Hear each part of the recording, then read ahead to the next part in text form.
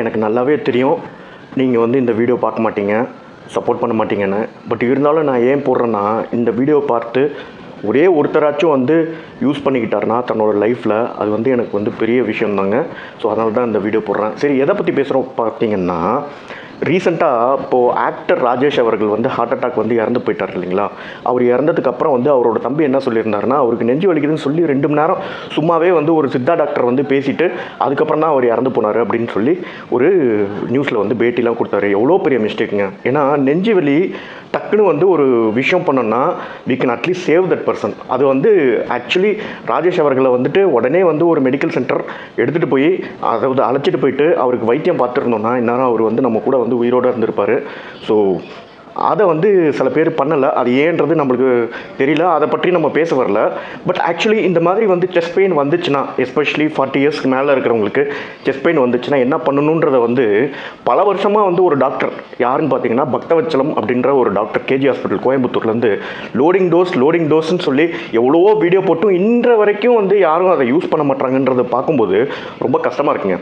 Actually இந்த loading டோஸ்ன்றது என்னன்னு பார்த்தீங்கன்னா 3 காமன் அவைலபிள், அதாவது கவுண்டரில் போய் வாங்குகிற 3 டேப்லெட்ஸ் வந்து நம்ம கூடயே எப்போதுமே வச்சுருக்கணும். யாரெல்லாம் வச்சுருக்கலாம்?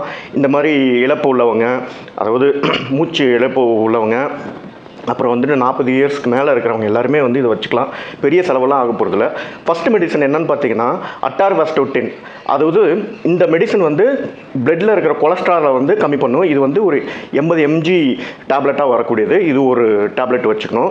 அடுத்து வந்து பார்த்தீங்கன்னா குளோபிடாப் அப்படின்ற 150 mg உள்ள ஒரு டேப்லெட்டு. இது வந்து 2 டேப்லெட்டு. இது என்ன செய்யணும்னு பார்த்தீங்கன்னா, இது வந்து ரத்தத்தை வந்து தின்னர், அதாவது நம்ம பெயிண்ட்டுக்கெலாம் தின்னர் யூஸ் பண்ணோம்ல, அதேமாரி வந்து ரத்தத்தோட திக்னஸை வந்து கம்மி பண்ணுற ஒரு தின்னர் உள்ள ஒரு மெடிசனுங்க.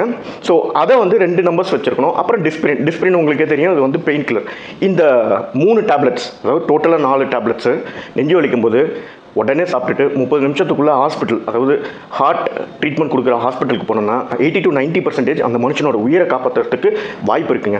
இதை தான் வந்து அவர் செய்யலை. அதாவது அவரோட பிள்ளையும் சரி, அவரோட தம்பி சத்யனும் சரி, எவ்வளோ கெஞ்சு குத்தாடியும் வந்து ராஜேஷ் அவர்கள் இல்லை நான் வந்து சித்தா மேலே வந்து நம்பிக்கை இருக்குது, ஸோ நான் டாக்டர் சொல்கிறதே செய்கிறேன்னு சொல்லிட்டு கைவைத்தியம் பண்ணி பார்த்துருக்காரு ஒழிஞ்சு, அவர் வந்து ஒரு 10 நிமிஷம் வந்து பக்கத்தில் இருக்கிற ஒரு மெடிக்கல் சென்டர் போயிருந்தாரு வச்சுங்களேன், இன்றைக்கி நம்ம கூட வந்து உயிரோடு இருந்திருப்பார்.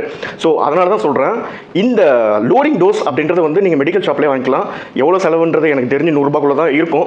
ஸோ இது வந்து உங்களுக்கு தெரிஞ்சவங்களுக்கு வந்து சொல்லுங்கள், வயசானவங்களுக்கு சொல்லுங்கள், ஹார்ட் இஷ்யூஸ் உள்ளவங்களுக்குலாம் இதை வந்து சொல்லுங்கள். கையில் வச்சிருக்கிறது என்றைக்குமே வந்து ஒரு சேஃப்டிங்க. 30 to 40 நிமிஷத்துக்குள்ளே வந்து நீங்கள் ஒரு மெடிக்கல் சென்டர் போயிட்டீங்கன்னா அந்த பர்சனோட லைஃப்பை வந்து காப்பாற்றுறதுக்கு ஒரு கேரண்டியாக இருக்கக்கூடிய இந்த மெடிசன் தான் வந்து லோடிங் டோஸு.